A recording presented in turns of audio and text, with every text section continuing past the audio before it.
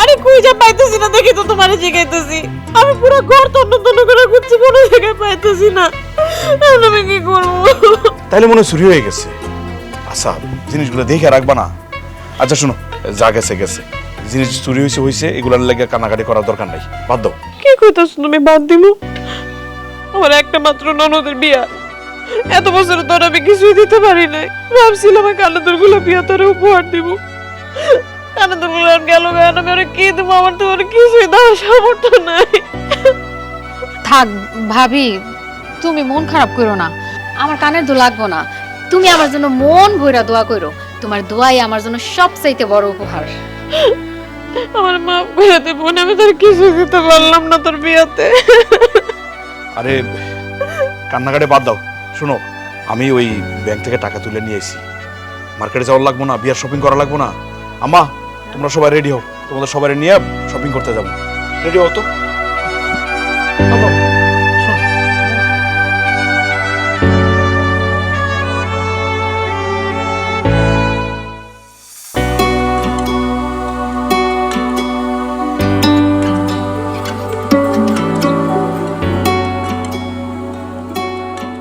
ভাই সালামালাইকুম।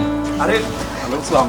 কেমন কি আছেন? খবর জাভেদ, কেমন আছো? আছি, ভালো আছি। এই চাচা বাড়িতে নাই? আচ্ছা আচ্ছা, আব্বা আব্বা এতে দেখা যান কে আসছে, বাইরে আসেন, এসে আলমগীর আসছে।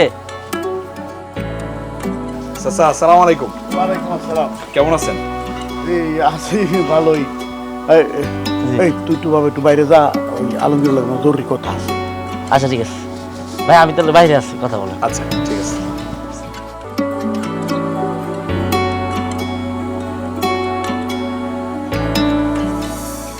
চাচা বলেন, কি জরুরি কথা বলার জন্য আমার খবর দিছেন? শোন আলমগীর, আমার অনেক দিনের ইচ্ছা আমার ছেলে যাবে বিদেশে যাইব।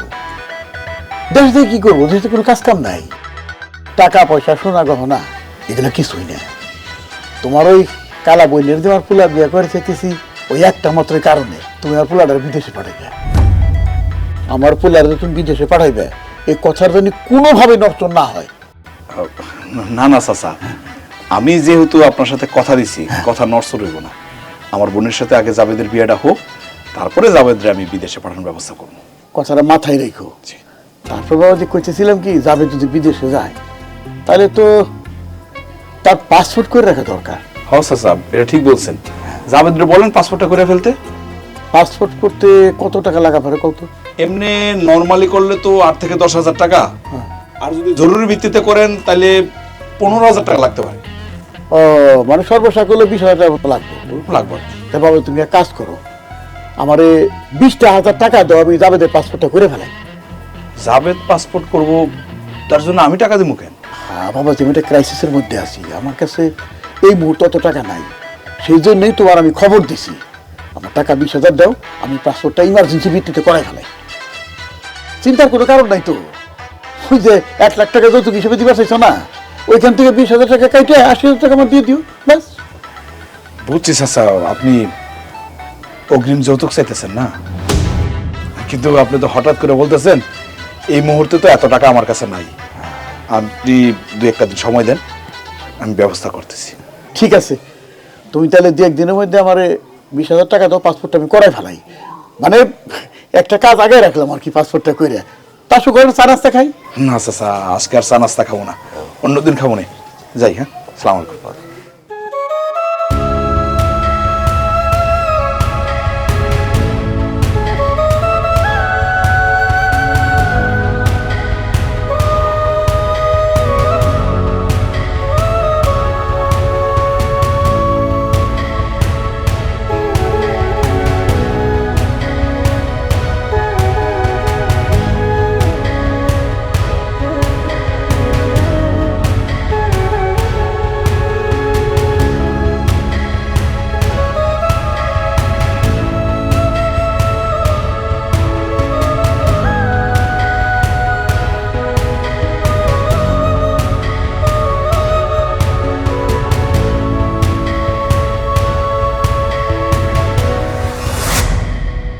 কি ব্যাপার? আই তো তোমার এত দেরি হলো কেন? আরে ওই জাবেদ আর আব্বার লোকের কথা কয়ে আসতে আসতে দেরি হয়ে গেছে। জাবেদের আব্বা? আচ্ছা, জাবেদের আব্বা তোমার খবর দিছিল কেন? 20,000 টাকা লেখা। 20,000 টাকা লেগে মানে? বুঝলাম না। আরে ওরা শর্ত দিছে না, যাবে যদি কোহিনুরের বিয়ে করে তাহলে বিয়ের পরে তার বিদেশ নিয়ে যাইতে হইব। কারণ বিদেশে গেলে তো পাসপোর্ট লাগবে। উনি চাইতেছে এখন এই পাসপোর্টটা করতে, কিন্তু পাসপোর্ট করার টাকা ওনার কাছে নাই। সেই জন্য উনি 20,000 টাকা ধার চাইছে আমার কাছে। কি কইতাছো তুমি? মানে হ্যাঁ বলো বিদেশ যাবো, এটা লেগে পাসপোর্ট করার লেগে তোমার থেকে টাকা ধার চাইতেছে?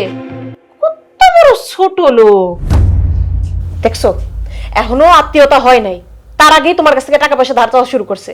এর লেগে না আমি বারবার করে কইছিলাম, তোমারও কইছি আমারও কইছি যে এরকম লোভী পরিবারে মেয়েদের বিয়া দেওয়ার দরকার নেই। কেউ আমার কথা শুনলা না। যৌতুক হিসেবে আমাকে 1 লাখ টাকা দেওয়ার কথা না? উনি অবশ্য বলছে ওখান থেকে 20,000 টাকা কেটে 80,000 টাকা দিতে, অগ্রিম যৌতুক আর কি। তুমি এখন কি করবা, কি ভাবছো? দিবা আরে 20,000 টাকা? আমি বলছি যে 2-1 দিন সময় দেন, ব্যবস্থা করে দিতেছি। বিয়ের লেগে কত কেনাকাটা করা লাগছে, কতগুলো টাকার বিষয়। সবাই নতুন নতুন জামা কাপড় কিনা দেওয়া লাগছে। এমন তো স্বর্ণ গয়না যেগুলো চাইছে ওগুলো কেনা বাকি আছে, ওগুলা লেখা কতগুলো টাকা লাগবে। তারপর আবার বিয়ের আয়োজনও বড় করে করতে হইব, সেখানেও তো একটা বিশাল অঙ্কের টাকার বিষয়। আবার আমি 20,000 টাকা ধারও চাইতেছে। এত টাকা তুমি ম্যানেজ করবে কোথা থেকে? তোমার ব্যাংকে কি এত টাকা আছে? চিন্তা করো না তো, মামুর কাছে 1 লাখ টাকা ধার চাইছি। মামু বলছে জানাইবো, দেখি কালকা একবার গিয়ে দেখা করে আসবো।